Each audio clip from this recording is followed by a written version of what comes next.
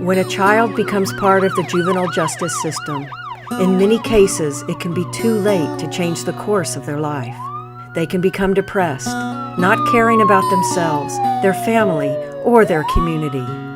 Many become parents while still kids themselves, and the cycle continues from one generation to the next.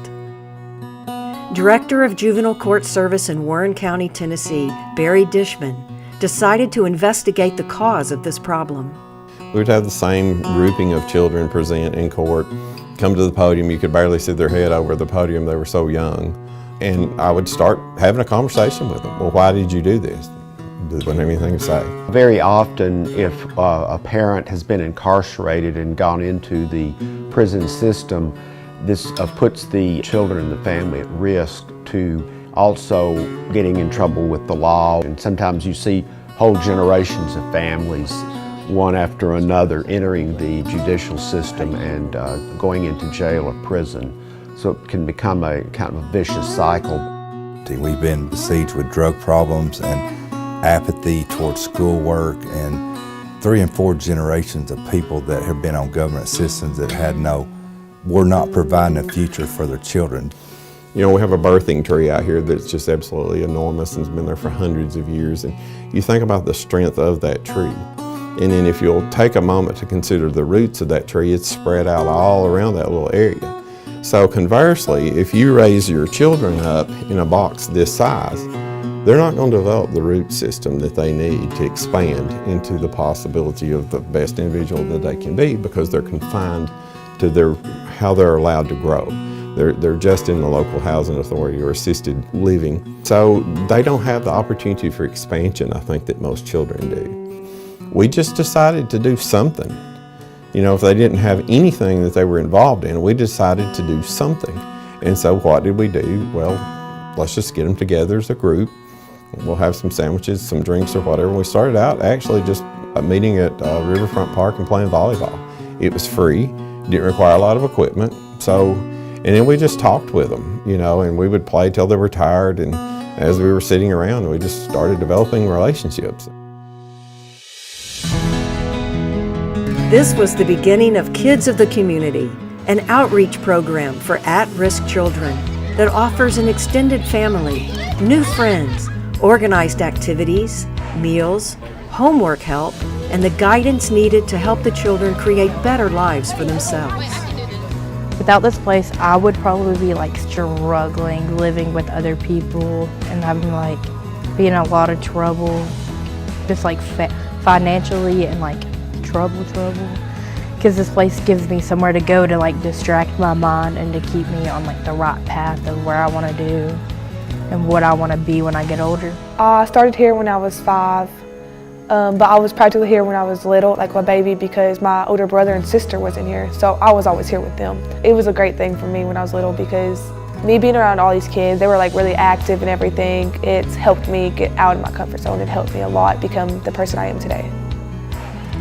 As Kids of the Community grew, its goal was to turn detention into prevention. It began to focus on the needs of each child, many of whom live below the poverty line and are missing many of the basic essentials. You know, we're a small town. One of the first big events that we done, we were thinking about, we were going to actually ready to branch out, start doing more. And so it was the Warren County A&L Fair. You know, who doesn't like the fair? So we decided we'd take several. So we went to just area businessmen and had them sponsor a child for $25 that would get them, fed, and cotton candy and things of that nature. And I think that's really where I truly didn't understand, again, their need. We're trying to take them to the fair to have an appropriate leisure time activity. And back in those days, we got $5 a piece for them to spend on fair games. And immediately, several of the kids come up, but one I'll always remember came up and he said, "Mr. Berry, I have a question." And I said, "Well, what is it, son?" And he said, "Can I keep my $5 and take it home?" And I said, "Why?" He said, "My glasses are broken. And if I keep this money and I get some more, I can get a new pair of glasses." So even when we tried to reach out and give them a hand up into something, they were so attuned at 10 years old to a basic everyday need, they couldn't excel, they couldn't have fun. These children come here with some real problems. If you're the stinky kid because your clothes smell bad, nobody wants to sit by you in school. I have a solution for that. I have a shower, I have new clothes, I have better clothes, I have laundry detergent you can take home. I have sponsors that will give you towels and washcloths, and we do a family basket at the end of the year just so that the kids will have access to laundry detergent and things of that nature. So we just do what a family does. We do care about them, we do love them, and if you think about it, it's just simple. We feed them, we clothe them, we love them, we teach them, so we're their family. And they know it's forever. Accepting everyone, no matter what you are, how you are, if you're damaged, if you're not damaged. We don't care how other people think. When you come to our home, we love you as our own children. Some of these kids that's been here for a long time, they know unequivocally that they are loved here and that needs will be met here. And if they need a friend, we're going to listen. We're all a family here. We all kind of rely on each other and we're accountable to each other. So the counselors and the staff and all of the children, they have a chance at doing something that's bigger than themselves, just kind of growing as a community and just having, like I said, like a safe place for them to come and just learn and grow. We talk to them about everything, relationships, what's appropriate to say, manners, promptness is a big thing. I pledge allegiance to the flag of the United States of America and to the... They have learned respect. They've learned being honest and hardworking, and they've learned so much, and so many people are genuinely helping them, and they recognize that. They learn team building, they learn life skills, they just learn stuff that's going to make them a more productive employee, a more productive mom, a more productive dad.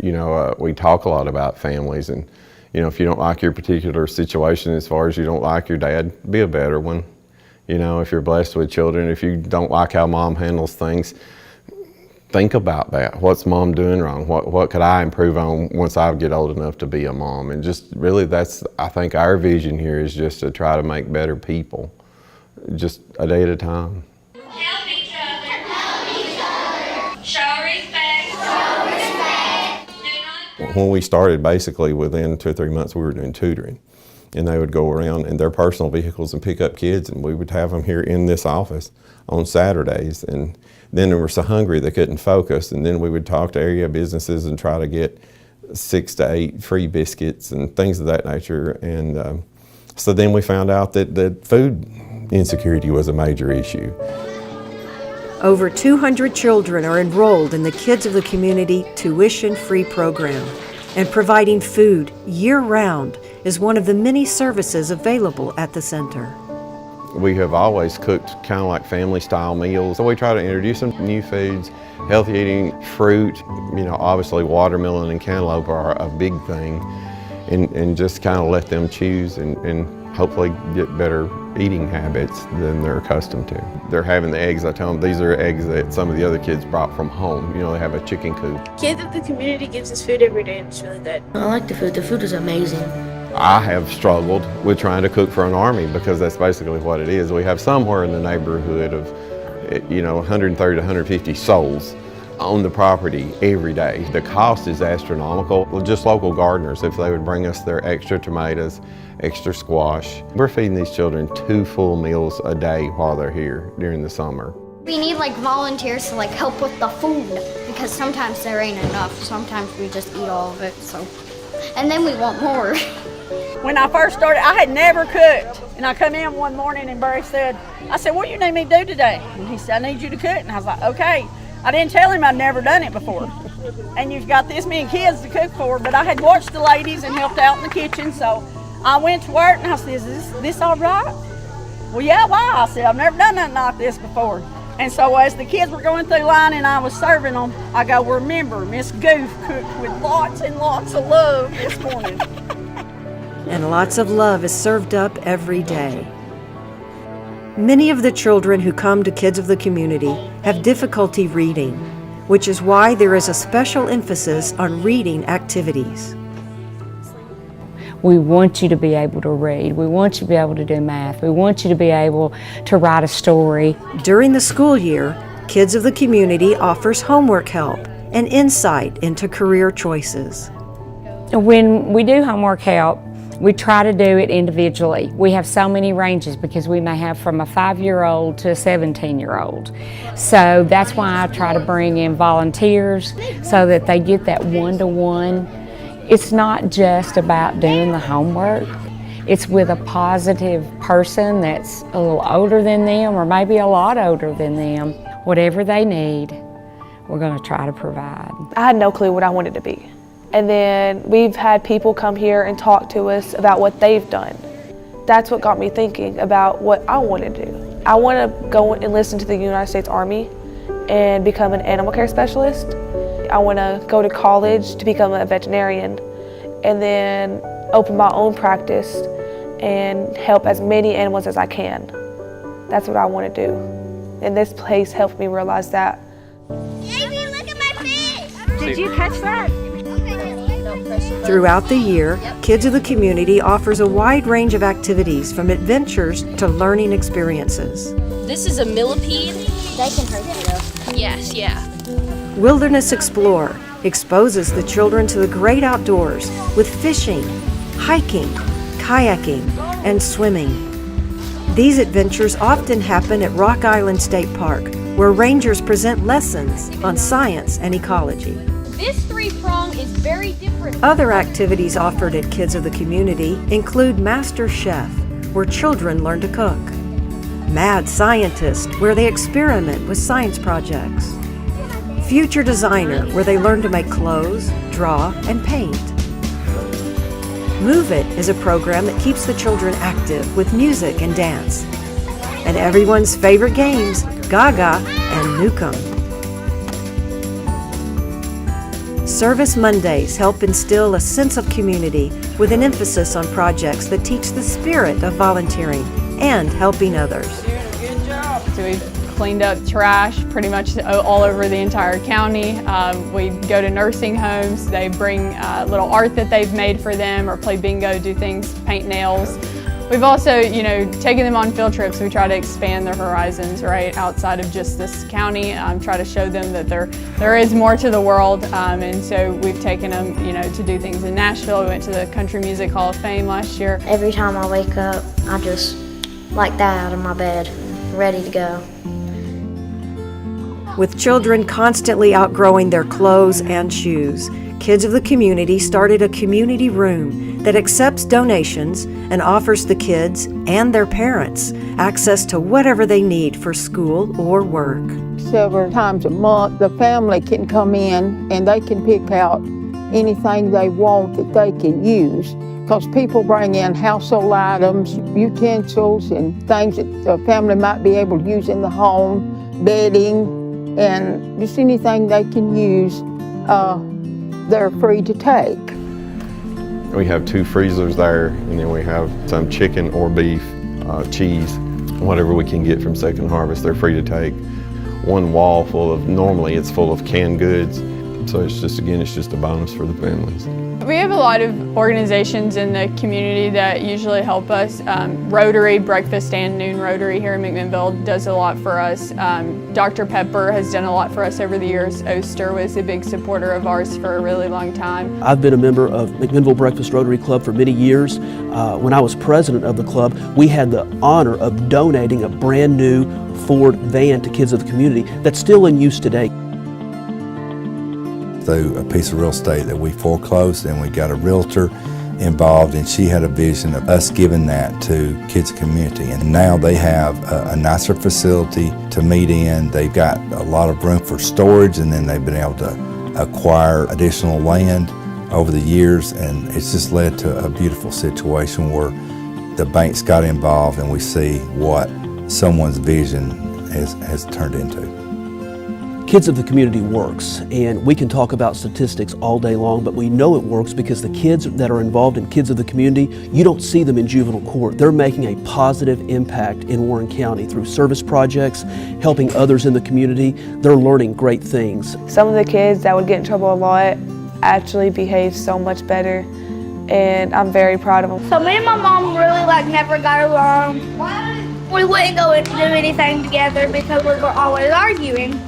But then after I started coming here, my attitude started getting better.